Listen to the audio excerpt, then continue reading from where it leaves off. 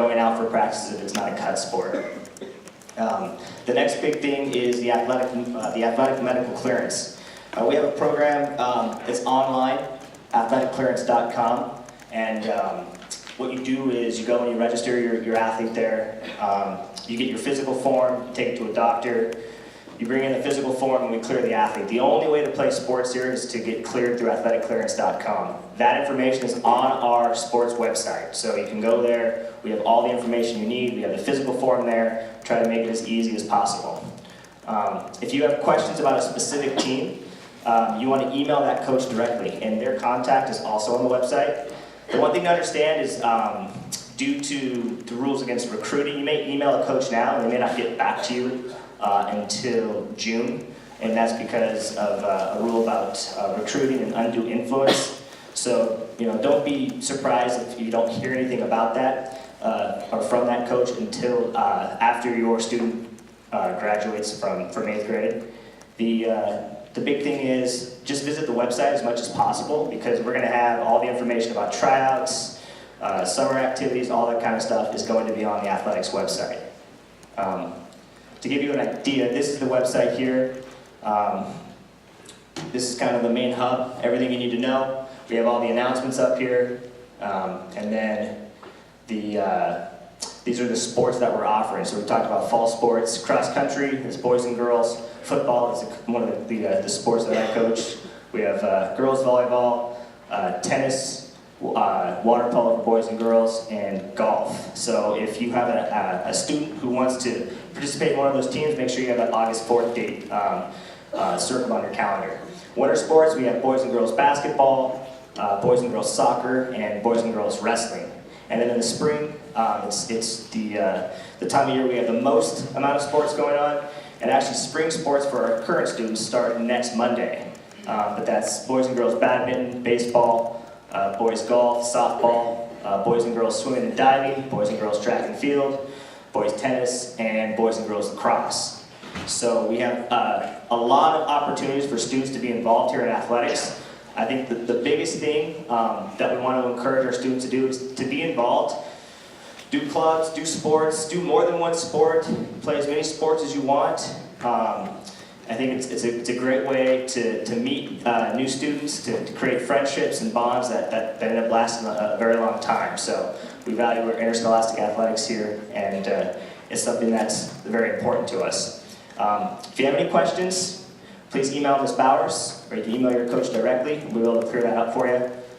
The big thing is, do not register until after your student graduates. So if you go online, you could register right now, but don't do that until after your student graduates. That way they get entered during the right time frame with your class. So questions, just email Ms. Bowers, and just thank everyone for coming tonight. And next we have, Kathy Lawrence to talk about physical education. So thank you.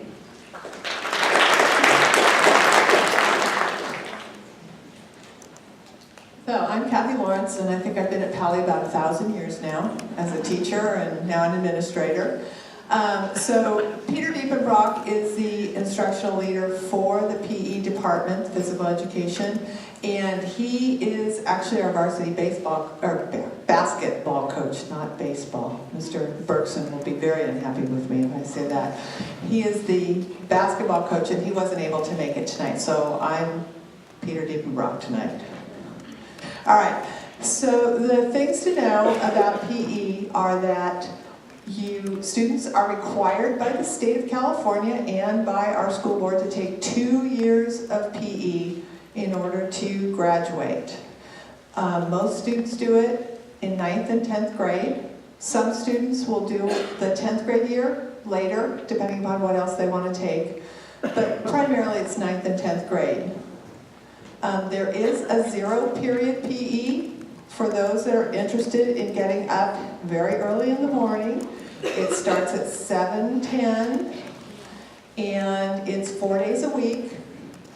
The thing to know about that is students who sign up for 0-period PE will have a prep period during the day. They are not allowed to sign up for 0-period PE and then take 8 classes. 7 is the max, okay? So if you have a child who likes to be up early and likes to get some exercise before school starts, that helps them start their day, not necessarily a bad thing.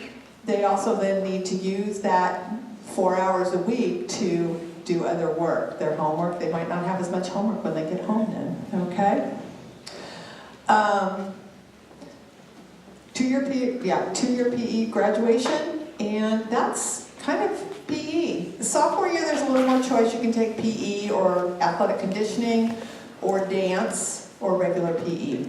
So, without further ado, I'm going to introduce Jacqueline Edwards, and she is the instructional leader for the History Social Science Department.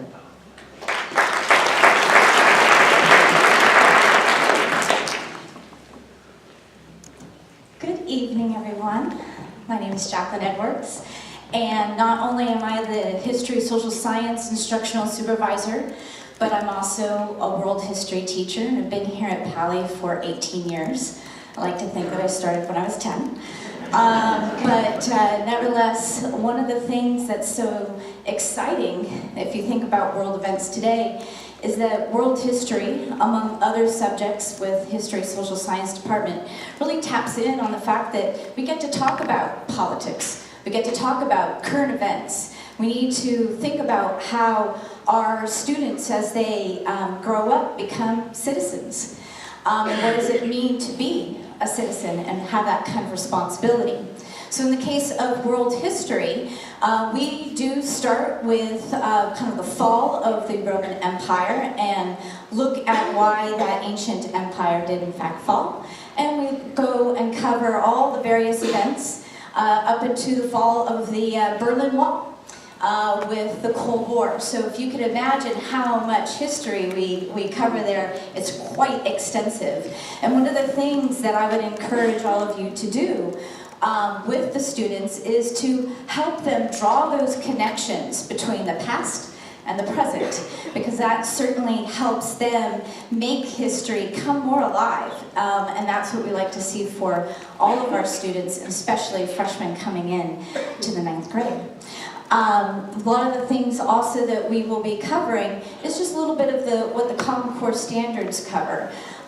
We like to focus on research, and that too is a little bit about citizenship and thinking about what it means to be a good researcher. To note that the first item that you put in Google isn't always the best site, and I know that our librarian is going to be speaking a little bit to that regarding research and good research skills. So these are just some of the things that your students can be looking forward to in world history, and who knows, they might just be coming through my door as well. So thank you very much. I'd like to introduce our English instructional supervisor, Shirley Tokheim.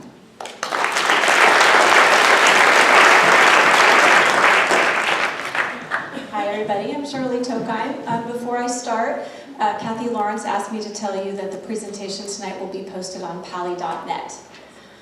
So, I too teach freshmen, so I'm happy to be up here as the instructional leader and as freshman teacher. And I actually brought an assignment that I assigned my freshmen after winter break. They have a letter they have to write to incoming freshmen. It's actually called Dear Incoming Freshmen. So now that they're the experts, they wrote a letter to your students. So I wanted to read you just a couple of excerpts. So this one is called How to Survive Freshman Year. Dear incoming freshmen, welcome to Pali. You're probably feeling a range of emotions, anxiety, excitement, elation, confusion, but so is everyone else, and that is perfectly normal. The most important thing is to just take a deep breath and relax. Everything is going to be fine. Pali has such a welcoming environment that within a couple of weeks or even days, you will feel right at home. And last, enjoy your time at Pali. It is a fantastic place. Stay cool, new freshmen. So that is advice from my students to your students, your incoming students. So a little bit about the 9th grade program. You'll see in the course handbook you have a choice between English 9 or English 9A. And both of them fulfill the UCB requirement, but we highly recommend that you sign your student up for 9A. I think they have sign-ups soon. And that is because we are devoted to preparing all 9th graders to signing up for 10A if they're interested in, and then they'll have the skills so that if they choose to take 11H or AP, they will be able to do that. And for the past few years, all freshmen have taken 9A, so we encourage you to sign up for 9A. We also have a highlight of English 9A is our writing program. On the right is part of our freshman team, our fantastic freshman team. We've been working together for many years, and we've developed a solid writing program. So students learn critical thinking, of course, but they also focus on highly structured writing, and it allows them to make their thinking visible. So they come out of 9th grade with very solid writing skills, and again, that prepares them for success in all of their classes moving forward. You will have the opportunity to learn about our writing program if you're interested in the fall, so look for that when you come to Pali next year. And we typically hold it on a Saturday morning, sometime in October. So you'll hear more about that in the fall. Thank you very much. And next is Kelly Hagan, Instructional Leader of Science.